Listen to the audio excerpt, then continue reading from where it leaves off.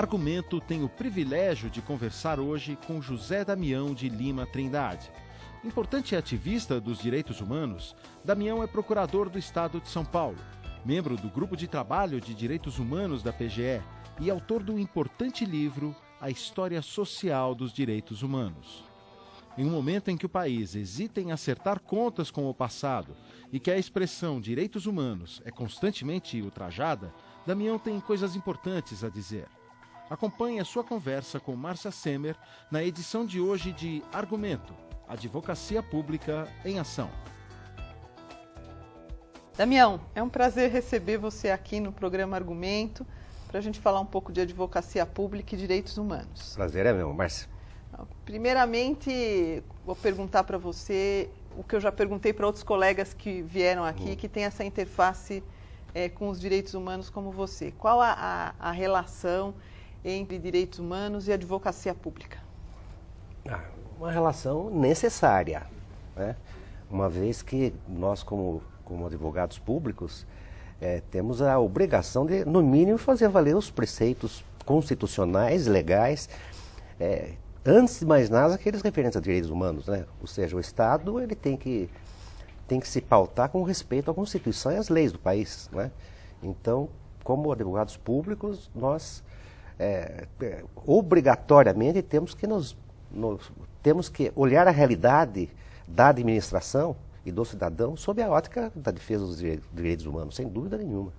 Então, realmente é uma ligação fundamental e que não se cinge só ao trabalho da advocacia pública de assistência jurídica a necessitados, Claro, mas na sem própria dúvida. atuação do advogado público enquanto defensor do Estado. Com certeza.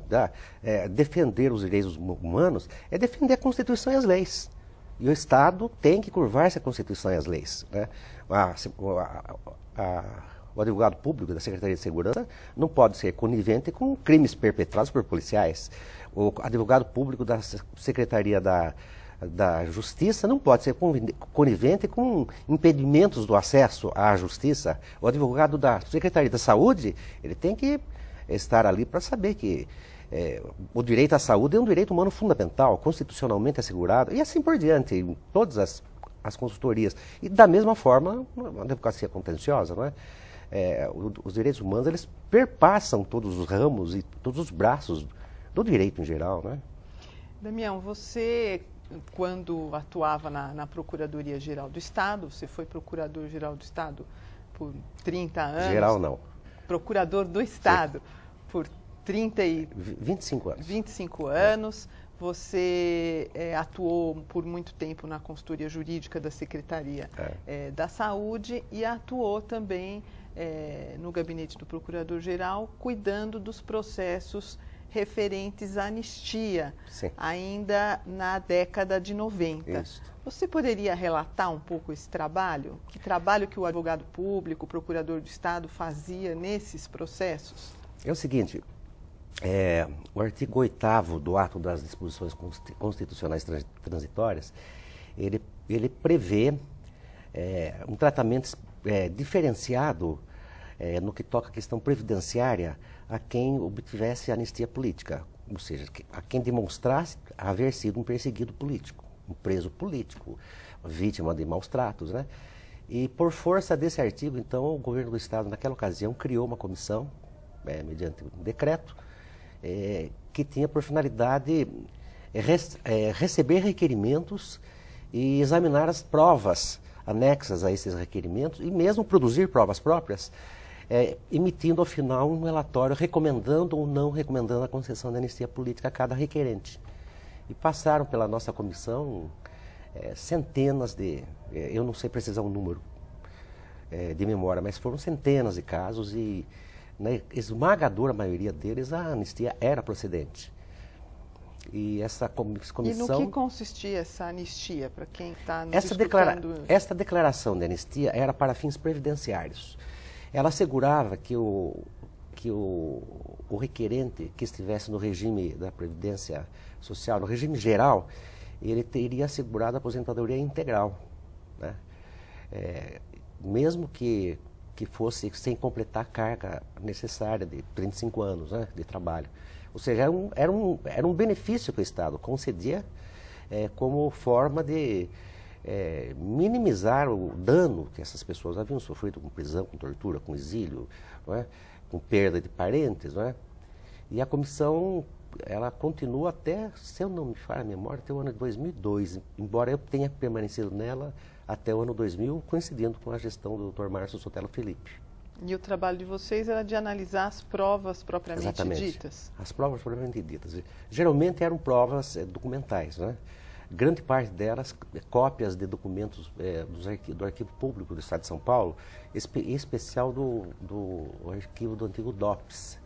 Que o antigo DOPS, ele fazia a repressão política por força de um convênio que vinha da década de 1930 com o Ministério da Justiça. E assim que o governador Franco Montoro foi eleito, entre a eleição dele e a posse, o governo anterior da Arena rescindiu esse convênio com o Ministério da Justiça e por força dessa rescisão, aliás, quem rescindiu foi o governo federal. Por força dessa rescisão, os arquivos do DOPS foram todos avocados pela Polícia Federal.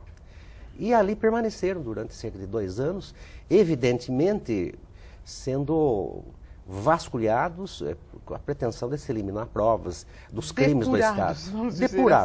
Depurados, né? Por exemplo, o arquivo de informantes do DOPS de São Paulo sumiu, né? E sabe-se que eram milhares de nomes de informantes. E provas de mortes, provas de tortura, eles tentaram tirar o quanto puderam, né? E por fim devolveram para o Estado de São Paulo. E no ano de 1995, no início da gestão do Márcio Sotelo Felipe, esses arquivos foram abertos. Mas apesar de todo esse trabalho vergonhoso de destruição de provas, ainda sobrou muita coisa, porque os destruidores de provas eram muito ignorantes e às vezes não percebiam que estavam deixando rastros, não é? Muito grandes. Não é? O meu dossiê, por exemplo, tinha 70 páginas. Sim. Eu não sei quanto tinha originalmente, mas sobraram 70 páginas. Né? E assim, da mesma forma, os diversos requerentes naquela ocasião se valiam dos arquivos públicos do Estado de São Paulo, particularmente dos arquivos do DOPS. E uma vez demonstrada que essas pessoas haviam sido presas, estava já caracterizada a situação passiva de anistia, né? Porque eram prisões políticas, né? E com muita frequência não se transformavam sequer em processos judiciais depois, né? Eram prisões sem mandato judicial e muito frequentemente indícios evidentes de tortura se obtinha em prova documental, mesmo após esse pente fino que a Polícia Federal fez, né? Por exemplo, o indivíduo foi preso às 22 horas. Às 3 da manhã deu entrada no pronto-socorro do Hospital das Clínicas. Sim. Né? Então foi um trabalho muito bonito, necessário, justo, e foi capitaneado pela Procuradoria-Geral do Estado de São Paulo. Os 3 procuradores que integraram esse grupo os 3 membros do grupo, nomeados pelo governador, eram 3 procuradores do Estado. Você, a Flávia Piovesan e a Patrícia Massa Arzap, que atualmente está em Brasília. Os 3 colegas que trabalharam, você uns 5 anos, 4, 5 anos com isso, né? Sim. E as outras colegas também. Também. Vocês também, esse grupo, essas colegas, também integraram o grupo de direitos humanos da Procuradoria-Geral do Estado. Nossa, de saudosa memória. De saudosa memória, infelizmente. Mas você poderia nos reportar um pouco dessa experiência desse grupo e o trabalho que ele prestou à sociedade e à Procuradoria? Sem dúvida. Olha, esse grupo, até o ano 2000, quando eu saí do gabinete e o grupo foi desativado, entre sua criação, no ano 1996 e o ano 2000, ele realizou mais de 100 atividades de todo tipo. Né? Dezenas e dezenas de cursos sobre direitos humanos, enfocando aspectos específicos, né? Questão da mulher, questão da discriminação racial, questão da infância, questão do idoso, questão da violência policial, dezenas e dezenas de atividades desse tipo, mais de 100. Esse número eu tenho seguro na cabeça porque eu ia que produzia os relatórios do grupo. Né? Esse grupo, ele fez algo que que hoje pode parecer de pouca importância, mas naquela ocasião foi inédito. O Brasil se comportava em relação aos tratados internacionais de direitos humanos que subscreviam, como se o subscrevesse para inglês ver, porque eles não haviam sido publicados em língua portuguesa no Brasil.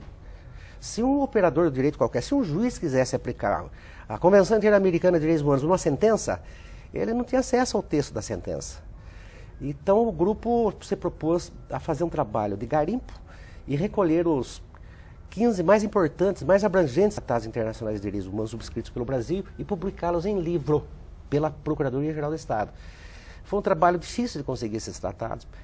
Alguns deles não tinham cópia arquivada nem no Ministério da Justiça, nem no Ministério das Relações Exteriores, nem no Senado. Foi preciso colegas viajando retirar cópia deles na ONU, na OEA, não é?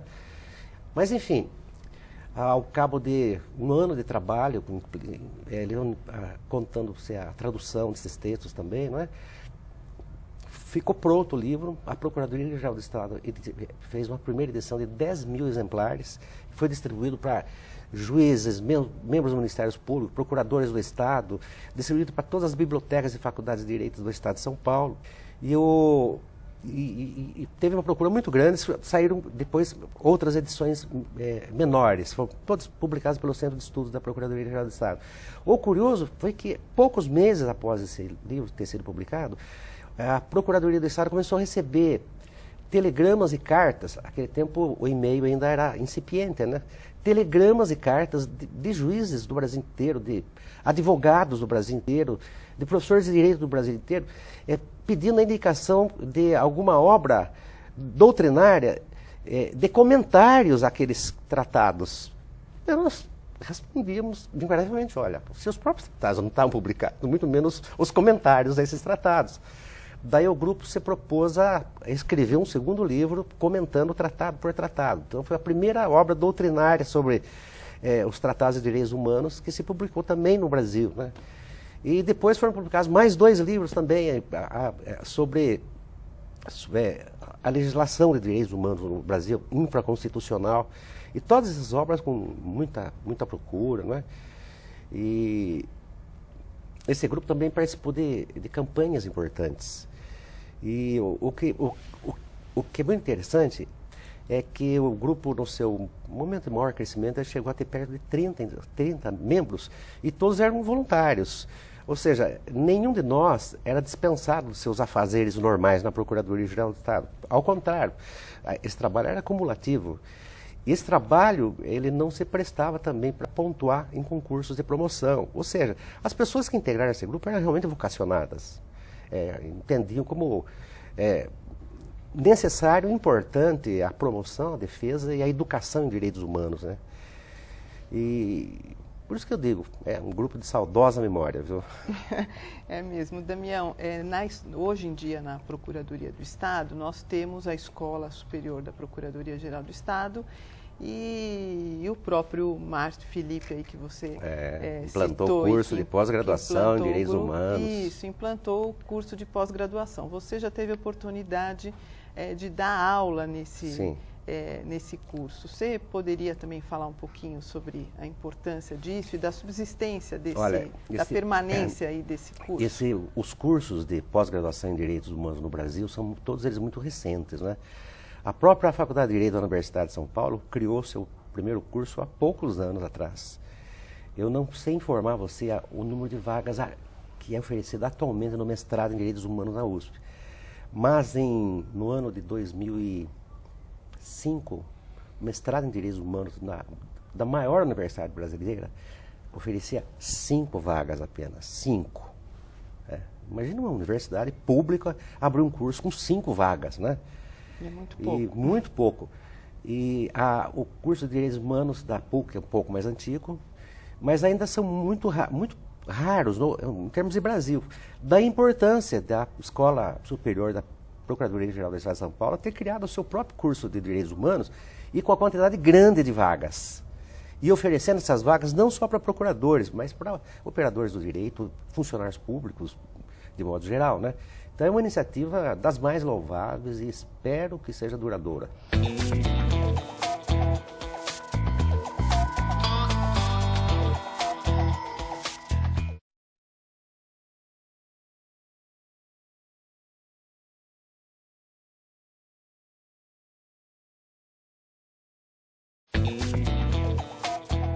voltamos a apresentar Argumento, Advocacia Pública em Ação.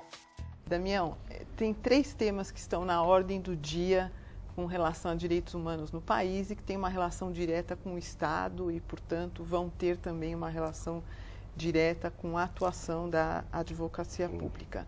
O primeiro deles é a questão do sigilo dos documentos públicos. E eu queria que você discorresse um pouco sobre isso e desse a sua opinião. Eu começo já dando a minha opinião.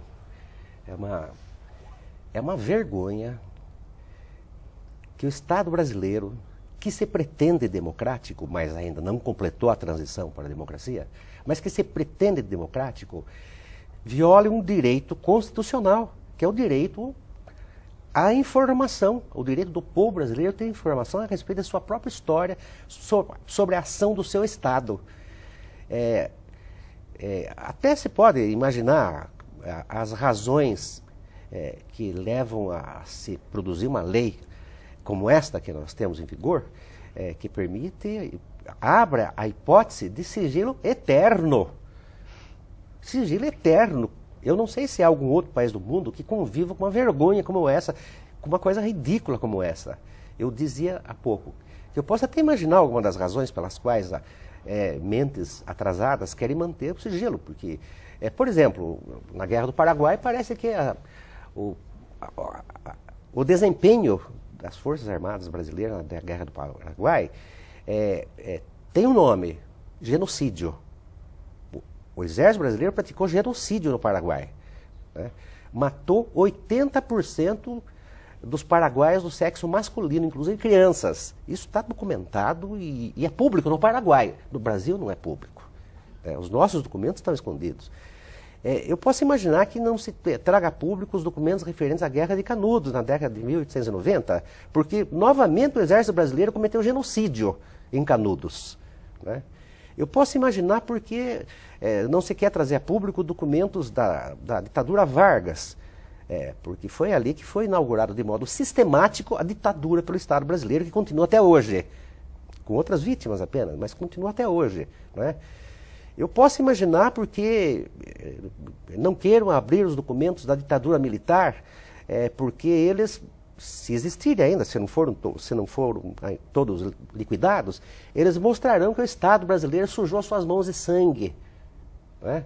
Agora, essas são as razões deles, são as razões dos reacionários, são as razões dos antidemocratas, não são as razões dos operadores do direito que têm a obrigação de defender a Constituição. Portanto, eu acho absurdo isso. Está sendo negado ao povo brasileiro o direito à sua própria história. Está sendo negado aos historiadores, às pessoas, da população em geral, conhecer fatos que têm que ser conhecidos, não só os fatos dignos de orgulho que têm que ser conhecidos. Mais importante é conhecer aqueles fatos que nos envergonham, para, quem sabe, não os repitamos no futuro, né? É isso, Damião. Também outra questão que está na ordem do dia com relação a direitos humanos é a decisão do Supremo Tribunal Federal sobre a lei de anistia e sua abrangência.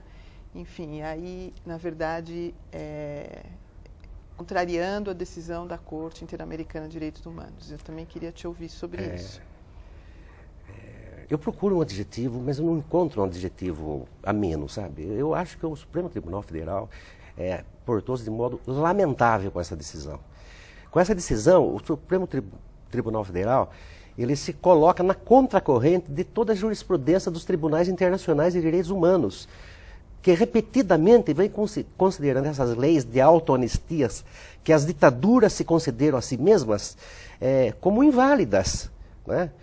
E os nossos vizinhos aqui da América do Sul, Uruguai, Argentina, Chile, Peru, todos eles encontraram os meios e modos jurídicos e os torturadores, os assassinos, os sequestradores, os estupradores das ditaduras militares estão sendo levados às barras dos tribunais, estão cumprindo penas de prisão.